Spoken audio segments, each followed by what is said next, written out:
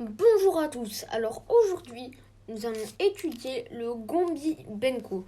Le Gombi Benko est un Gombi très solide et très agressif contre un D4 aux échecs.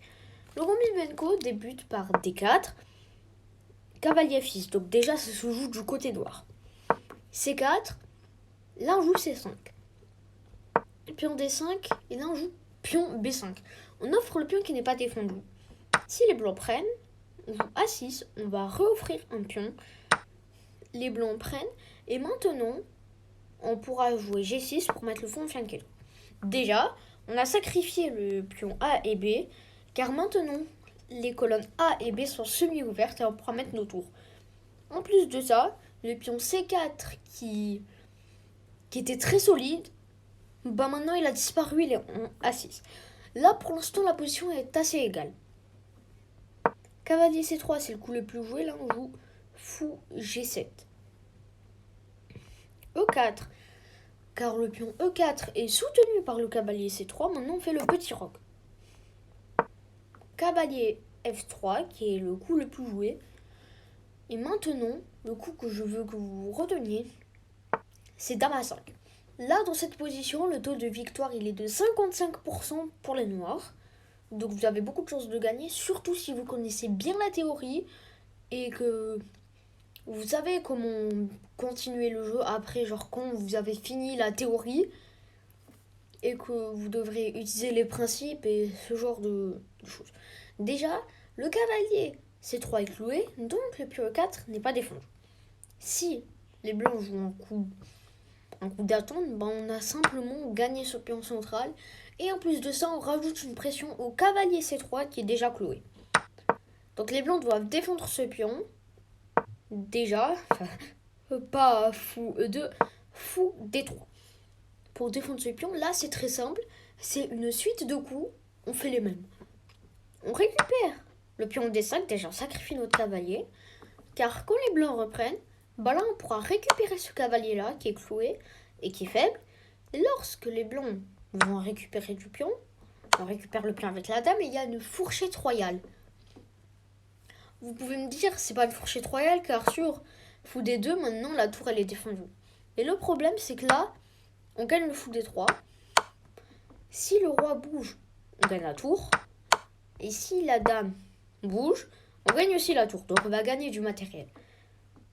Bon, fou D2 c'est le coup principal. Enfin pas ça. On récupère le fou. Là le matériel il est égal. Mais les avantages qu'on a déjà, on a une pièce qui est très active et qui attaque le coin adverse. Le roi, il n'a toujours pas fait le petit roc et il ne peut pas le faire car il y a notre dame en D3 qui empêche le petit roc. Et qu'en plus de ça, nous, on a déjà mis notre roi en sécurité. Il faut juste qu'on finisse de développer notre fou C8 et notre cavalier B8. On met les tours sur les colonnes ouvertes, les principes de l'ouverture et on continue avec D6 pour avoir la bonne structure de pion. Donc fou D3, on a vu, il y avait avantage pour les noirs. Maintenant, on va voir fou D2. On se décloue. Et là, on récupère le pion en A6 avec le fou. En fait, on a vraiment attendu le bon moment pour le récupérer. Si les blancs jouent fou E2, enfin, on va voir, les blancs peuvent jouer fou E2. Ils peuvent aussi récupérer le fou. Si les blancs récupèrent le fou, on récupère de la dame. Ensuite, il y aura dame E2 pour proposer un échange de dames. Là, on joue D6. Très important. Cette structure de pion, c'est la structure de pion idéale pour jouer le Gombi Benko. Si vous l'avez, soyez content, c'est une très bonne structure. Bon, on a les deux pions en moins, mais maintenant on aura des compensations avec nos tours qui attaqueront à l'aile dame.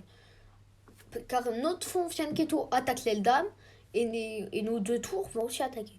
Et notre cavalier B8 aussi, on va le positionner à l'aile dame. Donc là, les blancs échangent, on récupère à chaque fois du cavalier. Bon, là, dans l'exemple d'avant, on récupérait du fou, mais là, on récupère du cavalier. Si les noirs font le petit roc, cavalier B4, et vu que le cavalier est infiltré, les blancs peuvent jouer à 3 pour chasser ce cavalier. Et ben là, on joue cavalier D3 et on contrôle beaucoup de cases dans le coin adverse. Donc ce cavalier, déjà, il est très puissant à l'aile dame. Et on continuera, bon, je mets un coup d'attente, avec tour B8. Et là, vraiment, on pourra attaquer à l'aile dame. Et ben les blancs, ils peuvent aussi jouer directement pion A3 pour éviter ce cavalier B4 qui est dérangeant. Et ben, c'est pas un problème, car là, on fait tour B8, enfin tour FB8, faut préciser, et on va quand même attaquer à l'aile dame. Déjà, on voit que le pion B2, il devient faible. Là, on va attaquer l'aile dame, et vraiment, c'est à peu près tout ce qu'il y a à savoir sur le Gambit Benko. Comme ce que je vous ai dit, le Gambit Benko, c'est très efficace. Là, c'est toute la théorie qu'il y avait à connaître. La vidéo, elle doit faire moins de 10 minutes. Vous avez une très bonne arme contre un D4. Donc là, vous pouvez avoir un vrai répertoire. Et comme vous avez vu, je vous ai proposé un répertoire solide dans ma suite de vidéos avec la partie écossaise. La défense française et la carocane, c'est au choix. Et si vous préférez ne pas jouer l'écossaise, car il y a beaucoup de théories contre la carocane, la française, la sicilienne et plein d'autres ouvertures, vous pouvez jouer D4. Déjà, je vous avais fait une première partie, comment contrer le Gambit England. Donc là, vous avez une très bonne ouverture contre un D4. En fait, l'avantage, c'est que là, les blancs, ils ont du mal à jouer. Mais nous, on a beaucoup de facilité. Donc c'est la meilleure ouverture contre D4 à niveau amateur. J'espère que cette vidéo vous a plu. N'hésitez pas à liker et à vous abonner si cette vidéo vous a aidé. Et n'hésitez pas à écrire en commentaire quelles ouvertures ou autre chose voulez-vous que j'explique en vidéo. Merci d'avoir visionné cette vidéo jusqu'au bout et au revoir.